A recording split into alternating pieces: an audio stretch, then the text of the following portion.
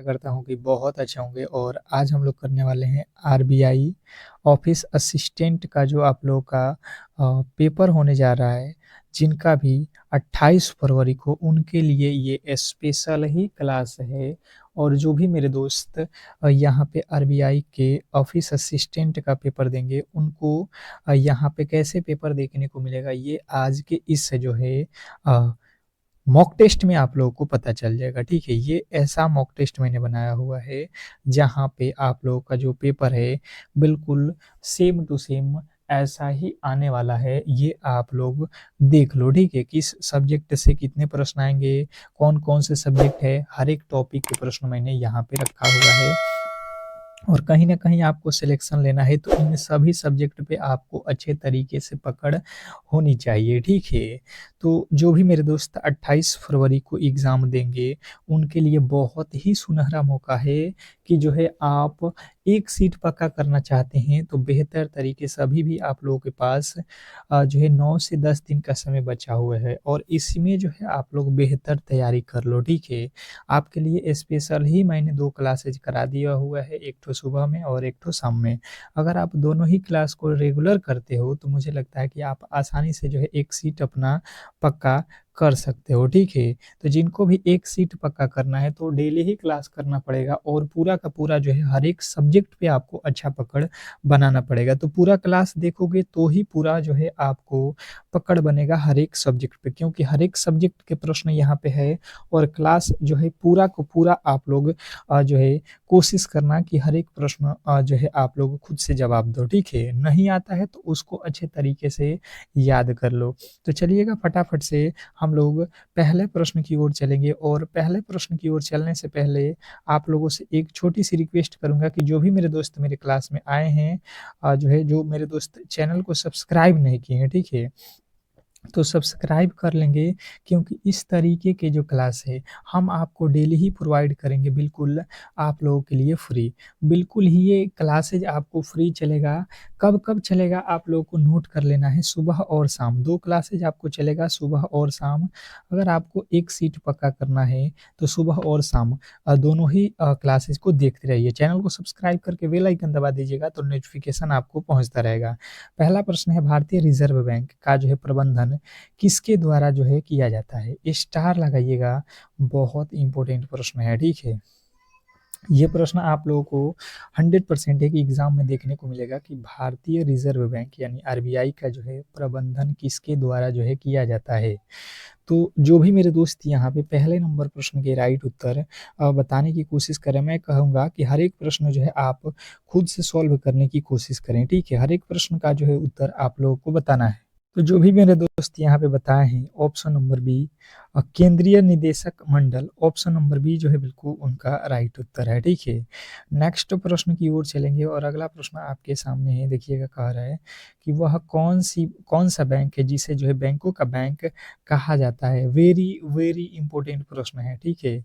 याद रखना है कि वह कौन-सा बैंक है जिसे बैंकों का बैंक कहा जाता है। अगर आपसे एग्ज़ामिनर पूछेगा, तो आप लोगों को सीधा-सीधे ही आप लोगों को याद रखना है जो है क्या होने वाला है, तो आरबीआई आरबीआई आप लोगों को याद रखना है, आरबीआई यानी भारतीय reserve bank, option number C में जो कि आप लोगों को दिया गया। मुझे लगता है कि आप आसानी से इसको कर सकते हो। अगला प्रश्न आप लोगों के सामने है कि जो है निम्नलिखित में से कौन-सा जो है आरबीआई का मुख्य जो है कार्य नहीं है? निम्नलिखित में से कौन जो है आरबीआई का मुख्य कार्य नहीं है? स्टार लगाइएगा, ये भी प्रश्न आप लोगों से पूछेगा एग्ज़ामिनर, ठीक है?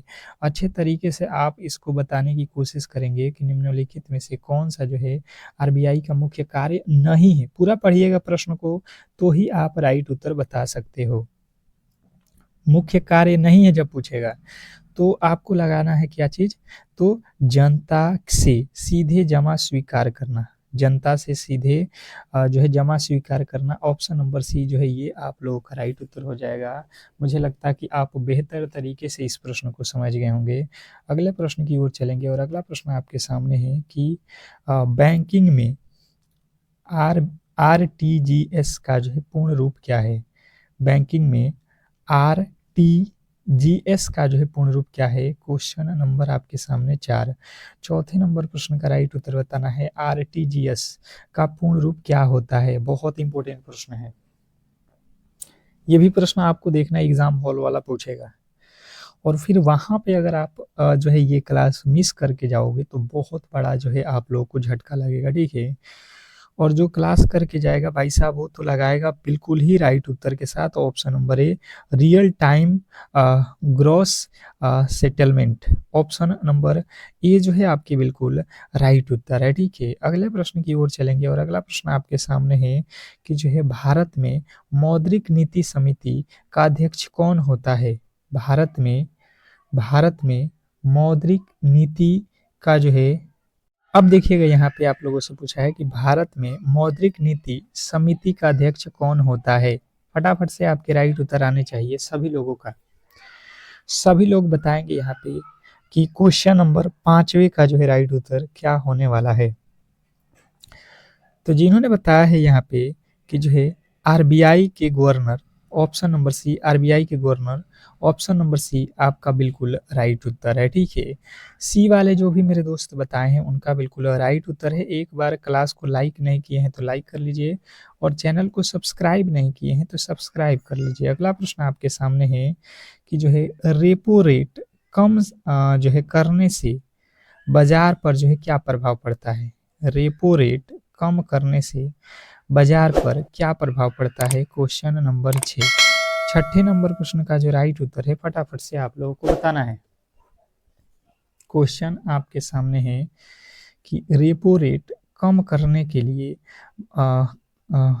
रेपो रेट कम करने से बाजार पे क्या प्रभाव पड़ता है? Question number 6।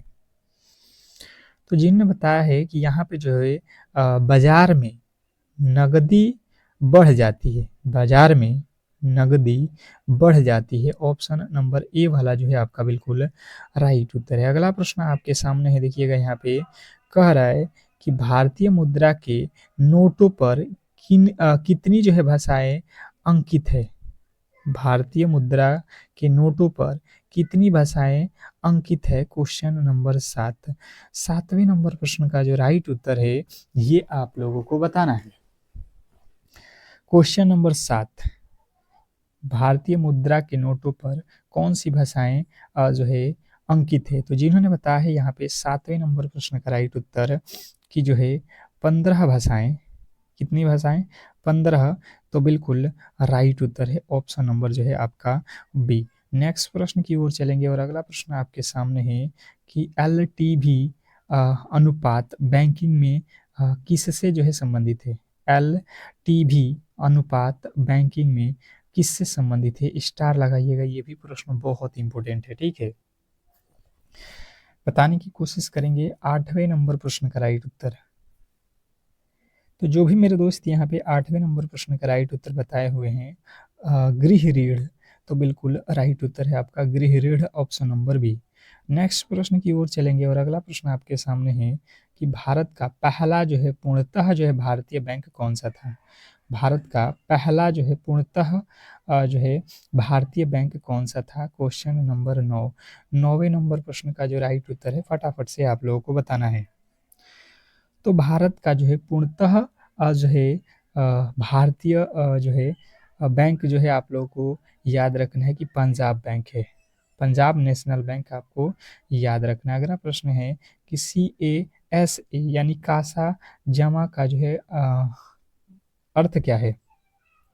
कासा जमा का अर्थ क्या है? कासा जमा का अर्थ जो है आप लोगों से पूछा गया है, ठीक है? बैंक से रिलेटेड ये शब्द है तो आप लोगों को याद रखना है कि ये है current account and saving account. CASA का मतलब होता है current account and saving account. Option number A जो है आपके बिल्कुल राइट उत्तर है, इसमें कहीं से भी आपके डाउट नहीं होना चाहिए, ठीक है? अगले प्रश्न की ओर चलेंगे और अगला प्रश्न आप लोगों के सामने है, फटाफट से आपके राइट उत्तर आना चाहिए। अब जो है गणित के प्रश्नों को हम लोग सॉल्व करेंगे, देखिएगा कह रहा है कि सरल करें। हर एक सब्जेक्ट के मैंने प्रश्नों को लिया है। आपका जो सिलेबस दिया गया है, ठीक है? और बिल्कुल ही पेपर ऐसा ही आने वाला है, ठीक है? जिस तरीके से आप यहाँ पे देख रहे हो, पेपर बिल्कुल इसी लेवल के, इसी तरीके के बनाए जाएँगे। समझने की कोशिश करेंगे तो आप इस प्रश्न को आसानी से सॉल्व कर लेंगे। कह रहा है सरल करें, ठीक है? सरल करना है। कह रहा है 150 150 40% प्लस 250 10% बराबर कितना होगा? अब यहाँ पे जो है आप लोगों को सबसे पहले जो है कन्फ्यूज़न ये होगा कि यहाँ पे 150 40% यहाँ पे तो कोई चीज़ नहीं है भाई साहब, कोई चीज़ नहीं होता है, वहाँ पे गुणा होता है, ठीक है? यहाँ पे गुणा का चिन्ह है, आपको ये ध्यान रखना होता है। तो देखिए 150 का 40% यानी कि 40/100 कर दो और फिर से प्लस है तो प्लस 250 का 10% यानी 10/100। बिल्कुल सिंपल जो है गणित के प्रश्न आप लोगों से पूछे जाते हैं। आप आसानी से जो है प्रश्नों को कर सकते हो, ठीक है? ये 1 0 से 1 0, 1 0 से 1 0, 15 में 4 से गुणा करो, 15 चौका 60 प्लस यहाँ से 1 0 से 1 0, 1 0 से 1 0, यहाँ से निकलेगा आपका 25, तो 25 और जो है 60 कितना होता है? 85। और यदि आपने 85 को चुना है, यदि आपने 85 को चुना है जो कि ऑप्शन नंबर सी में दिया गया है, तो बिल्कुल राइट उत्तर है, ठीक है? आशा करता हूँ कि आप ऐसे प्रश्नों में गलती नहीं करोगे, ठीक है? नेक्स्ट प्रश्न की ओर चलेंगे और अगला प्रश्न आपके सामने है। कह रहा है यहाँ पे कि एक रेडियो 1200 रुपये में खरीदा गया और 1500 रुपये में जो है बेच दिया गया, तो लाभ प्रतिशत ज्ञात करें। हम 10 सेकेंड का समय देंगे हर एक मैथ रीजनिंग के प्रश्नों को और आपको उतने में जो है इन प्रश्नों को सॉल्व करना है, ठीक है? आपको उन प्रश्नों को सॉल्व करना है। देखते हैं कौन-कौन मेरे दोस्त हैं जो इस प्रश्न को सॉल्व कर देते हैं। बहुत बेहतरीन प्रश्न है और कहीं न कहीं आपके एग्ज़ाम हॉल में ये प्रश्न आते हैं, ठीक है? तो बताने की कोशिश करेंगे कि इस प्रश्न का राइट उत्तर क्या होने वाला है। अब देखिएगा यहाँ पे सबसे पहले आप कोई सामान 1200 में खरीदे हो और 1500 में बेचोगे, तो आप कहोगे भाई साहब हमें तो फ़ायदा हो जाएगा, यहाँ पे लाभ कितने का फ़ायदा होगा? तो 1200 से 1500 यानी कि 300 रुपया का लाभ होगा, ठीक है? 300 रुपया का लाभ होगा, पर इसने कहा प्रतिशत बताइए। हम तो रुपये में बता रहे थे, लेकिन इसने कहा है परसेंटेज, तो देखिए क्रय मूल्य के साथ इसका परसेंटेज होता है, तो 112 1200 बटा जो है आपको कर लेना है और गुणे परसेंटेज निकालना है, तो 100 यहाँ से कट जाएगा। 12 दूना 24, 12 पचे 60, 25% का जो है लाभ हो जाएगा उसको। ऑप्शन नंबर बी जो है आपका बिल्कुल राइट उत्तर है। नेक्स्ट प्रश्न की ओर चलेंगे और अगला प्रश्न देखिए आप लोगों के सामने है। यदि ए डॉट बी बराबर यहाँ पे दिया गया है, बी डॉट सी बराबर यहाँ पे दिया गया है, तो A dot B dot C का मान जो है आप लोगों को बताना है। क्वेश्चन नंबर 13, 13वें नंबर प्रश्न का जो राइट उत्तर है क्या होने वाला है? क्वेश्चन नंबर 13 पे आ चुके हैं और ये जो 13 नंबर प्रश्न आप देख रहे हो, इसके राइट उत्तर क्या होने वाले हैं? फटाफट से आपको बताना है। क्या लगता है आपको कि जो है इस प्रश्न का राइट उत्तर क्या होगा?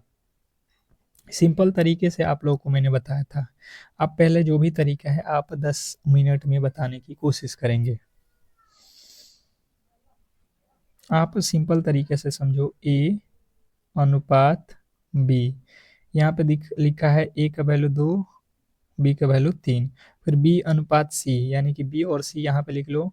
बी का वैल्यू दिया है पहले तो 4, फिर अनुपात 5। यहाँ से देखो, यहाँ पे आप बढ़ा लेना, यहाँ पे हो जाएगा 4, यहाँ से आगे बढ़ाओगे तो आपका वैल्यू हो जाएगा, यहाँ पे जो 3 लिखा है यही 3 आगे बढ़ जाएगा, ठीक है?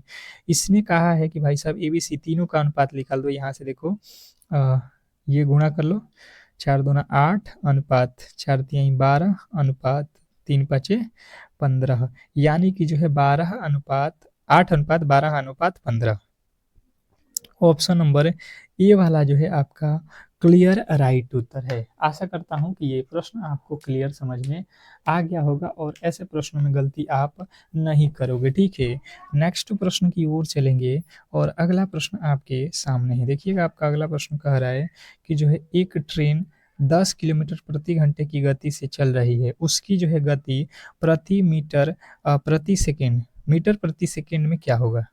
आपसे प्रश्न ये पूछ रहा है कि जो है एक ट्रेन 90 किलोमीटर प्रति घंटे की गति से चल रही है, उसकी जो है गति मीटर प्रति सेकंड में क्या होगा? Question number 14। 14वें नंबर प्रश्न का जो राइट उत्तर है ये आप लोगों को बताना है। बताने की कोशिश कीजिए क्योंकि प्रश्न ये बहुत लाजवाब है। सबसे पहले आप लोगों को दिया गया है 90 है किलोमीटर, तो किलोमीटर से जो है मीटर पर सेकंड में बदलने के लिए आपके फॉर्मूले क्या होता है? तो 5/18, ये 18 से कट जाएगा 5 मर्द में, तो 5 बचे जो है ये हो जाएगा 25, और यदि आपने बताया है 25 मीटर पर सेकंड तो आपके बिल्कुल सही उत्तर है ऑप्शन नंबर बी। और मुझे लगता है कि आप ऑप्शन नंबर बी को चुने हैं तो बिल्कुल राइट उत्तर के साथ हैं, इसमें कहीं से आपको डाउट नहीं होना चाहिए। बेहतरीन था प्रश्न, आप आसानी से कर सकते हो। नेक्स्ट प्रश्न, अगला प्रश्न आपके सामने है कि प्रथम 10 प्राकृत संख्याओं का जो है औसत क्या होगा? प्रथम 10 प्राकृत संख्याओं का जो है औसत ज्ञात करें। बहुत इंपॉर्टेंट प्रश्न है और औसत से रिलेटेड तो प्रश्न आपको जो है हर एक शिफ्ट में देखने को मिलेगा, ठीक है, हर एक शिफ्ट में, और ये प्रश्न आपको आना चाहिए, बेहतर तरीके से आना चाहिए। इजी है, बहुत इजी प्रश्न है, आप कर सकते हो ऐसे प्रश्नों को आसानी से। जैसे कि लिखा हुआ है प्रथम जो है 10 प्राकृत संख्या है, तो प्राकृत संख्या क्या होता है? गिनती की संख्या, यानी कि आपके पास 1 रहेगा, 2 रहेगा, 3 रहेगा, 4 रहेगा, 5 रहेगा, 6 रहेगा, 7 रहेगा, 8 रहेगा, 8 के बाद 9, 9 के बाद 10, इन सभी को जोड़ के बट्टा में 10 कर लो आसानी से। ये देख लो कितना हो जाएगा? 3 3 6 4 10, 5 15 6 21, 21 7 28 6 34 34 9, 34 9 43 10 50, 43 10 53, 53 हो रहा है ना? कितना हो रहा है? एक बार जोड़ लो, गलती हुआ है क्या? 10 9 19 19 8 19 8 27 27 7 34 6 40 5 45 4 49 49 और 3 52 2 54 1 55, कितना हुआ? 55, टोटल 55। तो 55 में जो है 10 से भाग दोगे 10.5 5.5, ऑप्शन नंबर बी जो है आपका क्लियर राइट उत्तर था। आशा करता हूं कि आप इसे आसानी से समझ गए होंगे। अगले प्रश्न की ओर चलेंगे और अगला प्रश्न आपके सामने है। कह रहा है कि एक आयताकार बगीचे की लंबाई यहाँ पे दी गई है और चौड़ाई दी गई है, इसके चारों ओर बाड़ लगाने का जो है कुल जो है कुल लंबाई कितनी होगी? अगर इसमें बाड़ लगाना है तो इसकी कुल लंबाई क्या होगी? तो देखिए बगीचा किस तरीके से होता है, आयत के आकार का, तो यहाँ पे आपको इसके बगल में चारों तरफ से लगाना है, यानी कि आपको निकालना पड़ेगा इसका परिमाप, ठीक है, परिमाप। अगर आप यहाँ पे ये समझ जाते हैं कि इसमें निकालना क्या है तो आप इस प्रश्न को आसानी से कर सकते हो। तो परिमाप निकाल दो। आयत के परिमाप बराबर होता है 2 into L plus B, 2 into L plus B. अब देखो यहाँ पे 2 इंटू एल का वैल्यू 30 और इसका वैल्यू कितना है आपका 20, तो ये हो जाएगा 2 गुणे 30 और 20, 30 और जो है 10, 30 और 20 50, 50 गुणे 10, यानी कि 100 मीटर जो है उसको लगाना पड़ेगा चारों ओर से। ऑप्शन नंबर जो है आप बी के साथ जाओगे तो बिल्कुल राइट उत्तर है। नेक्स्ट प्रश्न की ओर चलेंगे और अगला प्रश्न आपके सामने है कि जो है यदि किसी संख्या का 3/4 भाग 60 है तो वह संख्या क्या है? यदि किसी संख्या का 3/4 भाग 60 है तो वह संख्या क्या है? ये आप लोगों से पूछा गया है क्वेश्चन नंबर 17। 17वें नंबर प्रश्न के जो राइट उत्तर है फटाफट से आप लोगों को बताना है। क्वेश्चन नंबर 17 पे आ चुके हैं और सबसे पहले आपको देखना है कि कहा क्या है। इसमें कहा है कि कोई संख्या x है, इसका 3/4 भाग हम निकालते हैं तो ये हो जाता है 60, तो 60 कर लो, 3 के पहाड़े में 60 है 20 मर्द में। यहाँ से जब x का वैल्यू निकालोगे तो ये तिरछा तिरछी गुणा हो जाएगा, तो 4 दूना का 8, वह संख्या जो है 80 हो जाएगा। आप ऑप्शन नंबर सी के साथ जाओगे। बहुत ईजी था। अगला प्रश्न आपके सामने है कि 15 व्यक्ति किसी काम को 20 दिनों में पूरा कर सकते हैं, तो 10 व्यक्ति उसी काम को कितने दिनों में पूरा करेंगे? ये आप लोगों को बताना है। बताने की कोशिश करेंगे सभी लोग कि जो है इस प्रश्न का राइट उत्तर क्या होने वाला है। 15 व्यक्ति किसी काम को 20 दिनों में पूरा कर सकते हैं तो 10 व्यक्ति उसी काम को, तो देखिए एमडीएच का फॉर्मूला जो है आप लोग लगा दीजिए। 15 व्यक्ति हैं और 10 दिनों में काम कर रहे हैं, तो 10 व्यक्ति उसी काम को कितने दिनों में करेंगे? तो डी हमें निकालना है, ये 10 से 10 कट जाएगा, यानी डी का वैल्यू 15 व्यक्ति 20 दिन लिखा है ना, 15 व्यक्ति 20 दिन लिखा हुआ है यहाँ पे भाई साहब। 20 दिनों में कर रहे हैं तो 10 के पहाड़े में ये 10 दूना का 20, यानी 15 में 2 से गुणा करेंगे, 15 दूना का 30 दिन जो है लगेगा। ऑप्शन नंबर ए जो है आपका बिल्कुल राइट उत्तर है। अगला प्रश्न आपके सामने है, कह रहा है कि वह छोटी से छोटी कौन सी संख्या है जो 12, 15, 8, 16 से जो है पूरी तरीके से विभाजित है। 8, 12 और 16 से विभाजित है। तो देखिए 12 के पहाड़े में 32 आता है, नहीं, ये ऑप्शन गलत। 12 के पहाड़े में 40 नहीं आता है। 16 के पहाड़ा में 16 तिया 48, छोटी से छोटी संख्या कहा है ना, 8 के पहाड़ा में 48 और ये 12 चौका 48, 64 भी पूरा पूरा भाग लगेगा, 48 भी। इसने कहा है छोटी संख्या कौन सी है, हमें छोटी संख्या जाना है तो हम जाएंगे ऑप्शन नंबर सी। पर 12 के पहाड़े में तो 64 आता नहीं है, ये तो इसी तरीके से गलत हो जाएगा। ऑप्शन नंबर सी ही आपका राइट उत्तर है, जो तीनों से विभाज्य है। अगला प्रश्न है, सरल करें। 225 और 625 वर्गमूल में दिया गया है, तो आप इसके वर्गमूल निकाल सकते हो या आप याद रखे हो तो बहुत अच्छा है, ठीक है। अगर आपको याद है तो बहुत आप आसानी से कर सकते हो। 625 किसका वर्गमूल होता है, 25 का, और 225 किसका वर्गमूल होता है, 15 का। तो यहाँ पे आप 15 और 25 जोड़ दो, कितना हो जाएगा, 40। और यदि आपने 40 को चुना है, जो कि ऑप्शन नंबर सी में दिया गया है, तो बिल्कुल राइट उत्तर है, इसमें कहीं से भी आपके डाउट नहीं होना चाहिए। अगले प्रश्न की ओर चलेंगे। अगला प्रश्न आपके सामने है, कह रहा है यहाँ पे, देखिएगा, फरवरी 2026 में आयोजित जो है 69वें ग्रैमी अवार्ड्स में किस भारतीय संगीतकार ने बेस्ट ग्लोबल म्यूजिक एल्बम का जो है पुरस्कार जीता। देखिएगा, बहुत इंपॉर्टेंट प्रश्न है आप लोगों के सामने, करेंट अफेयर के प्रश्न है और आपके सब्जेक्ट में करेंट अफेयर दिया गया है, ठीक है। तो ये आप लोगों को खास करके बेहतर तरीके से मालूम होना चाहिए करेंट अफेयर। तो जो भी मेरे दोस्त यहाँ पे बताए हुए हैं, 21वें नंबर प्रश्न का राइट उत्तर रिकी केज, रिकी केज बिल्कुल राइट उत्तर है आपका। अगला प्रश्न आपके सामने है कि हाल ही में किस देश ने अपनी नई जो है डिजिटल मुद्रा ई स्वर्ण जो है को आधिकारिक तौर पर जो है लॉन्च किया। ई स्वर्ण किस जो है किसने लॉन्च किया है आधिकारिक तौर पे, ये आप लोगों से बताना है। तो जिन्होंने बताया है भारत आरबीआई के द्वारा लॉन्च किया गया है।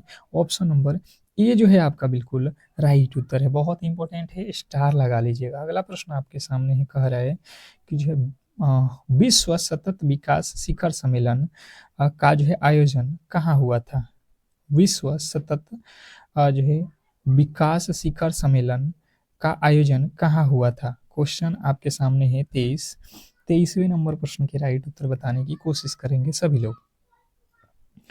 तो जिन्होंने बताया है यहाँ पे नई दिल्ली, उनका बिल्कुल राइट उत्तर है आपका ऑप्शन नंबर ए।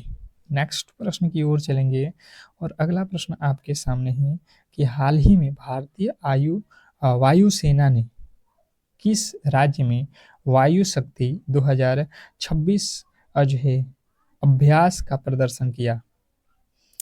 तो वायुसेना ने किस राज्य में जो है शक्ति 2026 अभ्यास किया है। तो आपके राइट उत्तर बनेगा यहाँ पे कि ये राज्य है राजस्थान पोखरण में, ठीक है। ऑप्शन नंबर बी जो है आपके बिल्कुल राइट उत्तर है। अगला प्रश्न आपके सामने है कि वर्ष 2026 में पद्म विभूषण पुरस्कार से सम्मानित एम.एस. स्वामीनाथन का जो है संबंध किस क्षेत्र से है।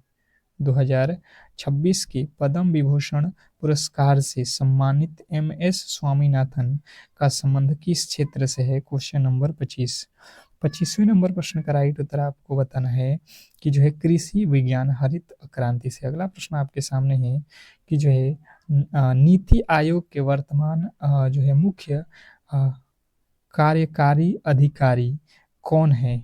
नीति आयोग के जो है वर्तमान मुख्य कार्यकारी अधिकारी यानी सीईओ कौन है। क्वेश्चन आपके सामने है, फटाफट से आपको बताना है। तो जिन्होंने बताया है यहाँ पे 26वें नंबर प्रश्न का जो राइट उत्तर है आपका जो है वीवीआर जो है सुब्रमण्यम। ऑप्शन नंबर बी आपका बिल्कुल राइट उत्तर है। नेक्स्ट प्रश्न आपके सामने है, कह रहा है यहाँ पे कि जो है हाल ही में चर्चित मिशन जो है गगनयान 2 का जो है मुख्य उद्देश्य क्या है। हाल ही में चर्चित जो है मिशन गगनयान 2 का मुख्य उद्देश्य क्या है। क्वेश्चन नंबर 27वें नंबर प्रश्न का जो राइट उत्तर है, फटाफट से आप लोगों को बताना है। क्वेश्चन नंबर 27 27वें नंबर प्रश्न का राइट उत्तर जो भी मेरे दोस्त बता रहे हैं यहाँ पे, अंतरिक्ष में भारतीय यात्रियों को जो है भेजना और सुरक्षित वापस लाना बिल्कुल आपका राइट उत्तर है। अगला प्रश्न आपके सामने है कि विश्व आर्द्र भूमि दिवस की जो है थीम 2026 में क्या है? विश्व आर्द्र भूमि दिवस 2026 की थीम क्या है? क्वेश्चन आपके सामने है। तो जिन्होंने बताया है कि इसका जो थीम है ये आप लोगों को याद रखना है कि वेटलैंड्स एंड ह्यूमन वेलबिंग। अगला प्रश्न आपके सामने है, कह रहा है कि ऑस्ट्रेलियन ओपन 2026 का जो है किताब किसने जीता? ऑस्ट्रेलियन ओपन 2026 का किताब किसने जीता? तो ये जो है आप लोगों को याद रखना है कि कार्लोस अल्कराज। अगला प्रश्न आपके सामने है, भारत के वर्तमान मुख्य चुनाव आयुक्त कौन है? भारत के वर्तमान मुख्य चुनाव आयुक्त कौन है? ये आप लोग को बताना है। जो भी मेरे दोस्त बताए हैं राजीव कुमार, उनका बिल्कुल राइट उत्तर है option number A, Rajeev Kumar. Next प्रश्न की ओर चलेंगे और अगला प्रश्न देखिएगा, यहाँ पे रीजनिंग के प्रश्न जो है स्टार्ट हो चुके हैं। सादृश्यता का प्रश्न है कि जिस प्रकार कलम का संबंध लिखने से उसी प्रकार चाकू का संबंध किससे होगा? देखिए आप आसानी से जो है ऐसे प्रश्नों को कर सकते हो। आपसे कह रहा है कि कलम से क्या करते हो? आप लिखते हो। तो चाकू से आप क्या करते हो? कहिएगा भाई साहब काटने का काम करते हैं। आसानी से प्रश्न बन जाएगा ऑप्शन नंबर बी। नेक्स्ट प्रश्न की ओर चलेंगे और अगला प्रश्न आपके सामने है, श्रृंखला को पूरा करें। क्या करना है आपको? ये जो श्रृंखला दिया हुआ है इसको जो है आपको पूरा करना है, ठीक है। बनाने की कोशिश करेंगे। अगर आप 14 से लिखा है 22, 22 से लिखा है 34, तो अगला पद क्या होने वाला है? 22 से 24 आप देख लो कितना जोड़ दिया, 8। 22 से 34 यहाँ पे लिखा हुआ है 12 प्लस, तो देखिए यहाँ पे 4 जोड़ दिया, यहाँ पे 4 जोड़ दो यानी कि 16। अगर हम 16 जोड़ते हैं तो ये हो जाएगा 50, और 50 आप लोगों को देख लेना। पहले देखो 8 जोड़ा, फिर 12, तो फिर हम 16 जोड़ेंगे, 4 4 जो है यहाँ पे प्लस हुआ है। और जो भी मेरे दोस्त यहाँ पे बताए हुए हैं ऑप्शन नंबर सी 50 उनका बिल्कुल राइट उत्तर है, ऑप्शन नंबर सी वाले का। नेक्स्ट प्रश्न की ओर चलेंगे और अगला प्रश्न आपके सामने है कि यदि वाटर को जो है ये लिखा जाता है तो ड्रिंक को जो है क्या लिखा जाएगा? यदि वाटर को ये लिखा जाता है तो ड्रिंक को क्या लिखा जाएगा?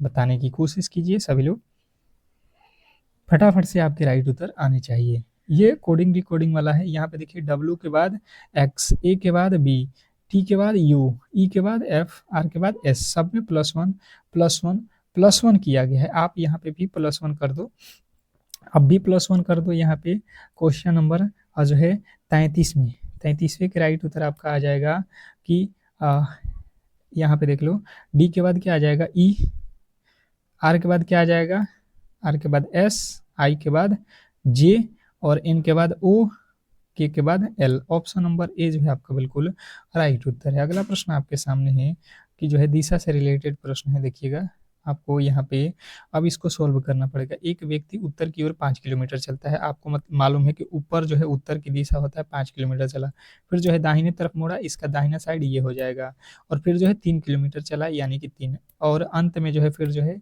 दाएं मुड़ा, फिर से दाहिने मुड़ेगा यानी कि नीचे की तरफ आ जाएगा। कितना चला? 5 किलोमीटर। अब जो है वह प्रारंभिक बिंदु से कितनी दूरी पे है? यहाँ से जो है ये जो दूरी है आप लोगों को निकालना है। तो देखो ऊपर जो है 3 किलोमीटर है यानी कि नीचे भी 3 किलोमीटर ही दूरी हो जाएगा। ऑप्शन नंबर बी जो है आपके बिल्कुल राइट उत्तर है। अगला प्रश्न आपके सामने है, कह रहा है कि विषम शब्द को चुनिए। क्या कह रहा है? विषम शब्द को चुनिए। फटाफट से आपको अपना यहाँ पे विषम शब्द बताना है चुन के, ठीक है। क्वेश्चन नंबर 35 में विषम जो है आप लोगों को बताना है, बताने की कोशिश करना है सभी लोगों को। कान, आंख, नाक और जिगरा कौन सा जो है आपका अलग है? तो देखिए आप लोग कहिएगा जिगरा जो है यहाँ पे अलग हो जाएगा, आपका ऑप्शन नंबर डी। डी जो है ये आप लोगों का अलग हो जाएगा, ठीक है, क्योंकि ये नाक, आंख, कान ये आपके बाहरी हिस्सा है शरीर का, जबकि जिगरा अंदर रहता है, ठीक है। अगला प्रश्न है कि ए बी का भाई है। ए जो है बी का भाई है, ये भाई हो गया प्लस। सी जो है ए की माता है। सी कौन है? ए की माता है यहाँ पे सी। डी जो है सी का पिता है, डी कौन है, पिता है, यानी कि जो है आपको डी लिख लेना है प्लस, ये दोनों क्या है, पति पत्नी। कह रहे बी का डी से क्या संबंध है, बी जो है बी, इसका जो है डी से क्या संबंध है, डी से, डी का जो है बी कौन लगेगा, तो देखिए यहाँ पे जो है आप लोग देखोगे बी का डी से संबंध पूछा है, डी सी का पिता है, डी जो है सी का पिता है भाई साहब, पति नहीं पिता बोला गया है, यहाँ पे देखिएगा गलती हम लोग कर रहे थे ना, इसने कहा है कि जो सी है उसका पिता कौन है, यहाँ पर डी है भाई साहब, इसके भी पिता हैं, यानी कि ये इसकी माँ है और माँ के पिता, तो कह रहा है कि जो डी है, डी का जो है बी कौन लगेगा, तो देखिए इसका तो जेंडर पता नहीं है, यानी कि लड़की है या लड़का, ये इसकी बेटी है और बेटी का जो बेटा होता है, ठीक है, बेटी है और बेटी का बेटा क्या होता है यहाँ पे, पोता या नाती, तो यहाँ पे तो आप लोग यहाँ पे नातिन या पोता, क्योंकि बी का जो है जेंडर हमें पता नहीं है, उसने बी ही पूछा था, अगर ए पूछता तो ये तो पोता है, और नातिन यहाँ पे बी हो सकती है और पोता भी हो सकता है, क्योंकि लड़का लड़की यहाँ पे पता नहीं चला था। अगला प्रश्न देखिएगा, बैठक व्यवस्था से रिलेटेड प्रश्न आप लोगों को दिया गया है, सिटिंग अरेंजमेंट, कह रहा है कि 5 व्यक्ति यहाँ पे एक उत्तर की ओर मुंह करके बैठे हैं, उत्तर की ओर मुंह करके बैठे हैं आपको 5 व्यक्ति, ठीक है, इसमें कह रहा है कि आर जो है पी के दाईं ओर है, आर जो है पी के बाईं ओर है, पी आप कहीं पे रख लो, इसका बायां साइड में कौन है, आर है, बायां साइड में हो गया आर, इसने कहा टी जो है एस और क्यू के बीच में है, टी जो है एस और क्यू के बीच में है, पी एस की बाईं ओर है, पी कौन है, पी जो है एस के बाईं ओर है, पी कहाँ पे है, एस के बायां साइड, यानी कि एस यहाँ पे है तो इसका बायां साइड में कौन हो जाएगा, पी, इसने कहा है टी एस और क्यू के बीच में है, टी जो है एस और क्यू के बीच में है, तो टी यहाँ पे होगा तभी तो यहाँ पे क्यू के बीच में आएगा, इसने कहा है कि आर के बाईं ओर कौन है, आर के बायां साइड, आर के, आर यहाँ पे इसका बायां साइड, बायां, यहाँ पे ऐसा भी, यहाँ पे हम लोगों ने बिल्कुल ही यार क्या पढ़ रहे हैं, इसने बोला है ब्रीथ, हमने क्या बना दिया था, ब्रीथ है ना, केंद्र की ओर, इसने कहा कि आर जो है पी के बाईं ओर है, यहाँ पे आप बैठा लो, आर जो है पी के बाईं ओर, यहाँ पे हो जाएगा आर, पी के बायां तरफ हो गया, इसने कहा है कि पी जो है एस के बाईं ओर बैठा है, पी कहाँ पे है, एस के बाईं ओर, एस के बायां तरफ पी हो गया, इसने कहा है कि टी और टी जो है एस और क्यू के बीच में, टी कहाँ पे है, एस और क्यू के, एस और क्यू के बीच में टी है, यानी कि क्यू यहाँ पे होगा, इसने कहा है कि आर के बाईं ओर, आर के बायां साइड में कौन है, क्यू बैठा है, भाई साहब हम लोगों ने पंक्ति में बैठा लिया था, इसलिए यहाँ पे जो है हम लोगों ने पढ़ा नहीं था, ठीक है। अगला प्रश्न है कि निम्नलिखित शब्द को क्रम जो है क्रम से जो है आप लोगों को बैठाना है, देखिएगा आप यहाँ पे आसानी से आप सॉल्व कर लीजिए, B A N, B A C, B A T, B A S, सबसे पहले क्या आएगा, बी ए सी, यानी कि 2 पहले आएगा, 2 जो है पहले आएगा, 2 के बाद से क्या आएगा, बी ए एन आएगा, बी ए टी आएगा, बी ए एस, तो बी ए एन आएगा, ठीक है, यानी ऑप्शन नंबर दूसरा वाला, ये चौथा वाला गलत हो जाएगा, ठीक है, तो इस तरीके से आप इसको कर सकते थे। अगला प्रश्न देखेंगे और इसका जो है वेन आरेख बनाना है आप लोगों को, और कमेंट बॉक्स में बताना है सब्जी, बैंगन और सेब के बीच का जो है सही वेन आरेख क्या होगा, ठीक है। आज का ये होमवर्क रहेगा, कमेंट बॉक्स में सभी लोगों को बताना है इस प्रश्न का राइट उत्तर क्या होने वाला है, और अगर आप तक अब तक जो है आप लोगों ने हमारे क्लास को लाइक नहीं किया है तो लाइक कर दीजिए और चैनल को सब्सक्राइब करके रखें इसी तरीके के क्लास को देखने के लिए। मिलते हैं नेक्स्ट क्लास में, तब तक के लिए धन्यवाद।